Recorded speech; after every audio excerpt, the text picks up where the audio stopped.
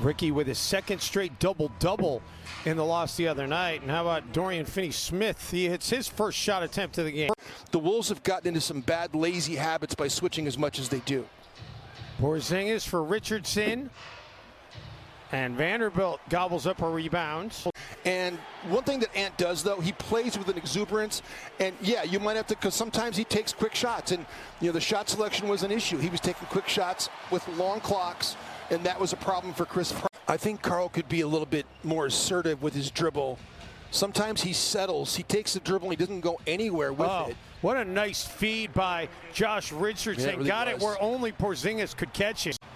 And suddenly it's back to a 7-point game after the Wolves led by 13. It was a good seal, too. Towns unable to connect.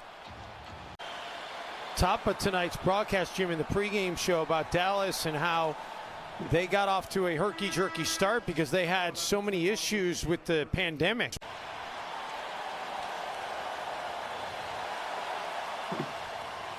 Against the Timberwolves, and we're only midway through the opening quarter. Still a lot of time left. Dallas has scored on 6 straight possessions in this 12-2 run. And the Mavericks a chance to get it back to 1 or tie it with a 3.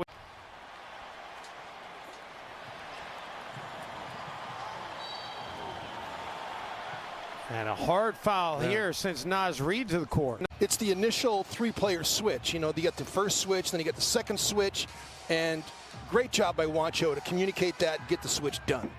Porzingis had to take it as the shot clock was winding down.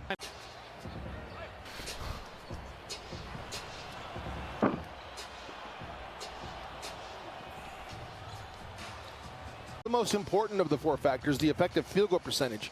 It's the reason why Minnesota was able to just be in this basketball game and all the other intangibles. Josh Richardson gets called for travel.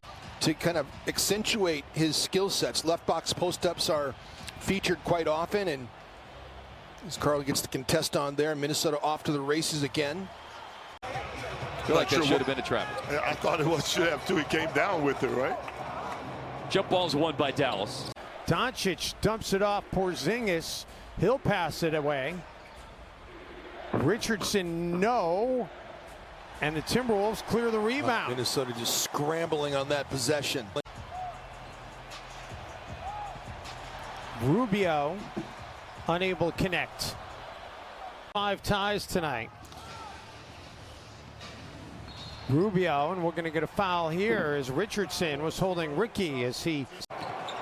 Mavs are fortunate. The team that's 27th in the league in scoring wasn't able to open up any distance when Dallas went nearly 4 minutes to start the third quarter without scoring. 8:08 was the first basket of the quarter, scored by that big fella. Feeding. To that free ball, as Towns also had an eye on it. Transition 3, short for Kleba. Floats right back to Richardson. Second. It's a 13-5 Dallas run. And Porzingis makes it a 15-5 run. Again, we talked about all the switching that Minnesota was doing. Juancho will try a D3, and the whistle blows. But it's when you don't have all 5 players on the floor that are defensive prowess. And you see lob dunk, and that wasn't even a field goal attempt. It could have been basket interference by Dwight Powell, but that thing went straight because they didn't. Him and Porzingis didn't even play the last time they played the Thunder because they had beaten them without Porzingis and Luka Doncic.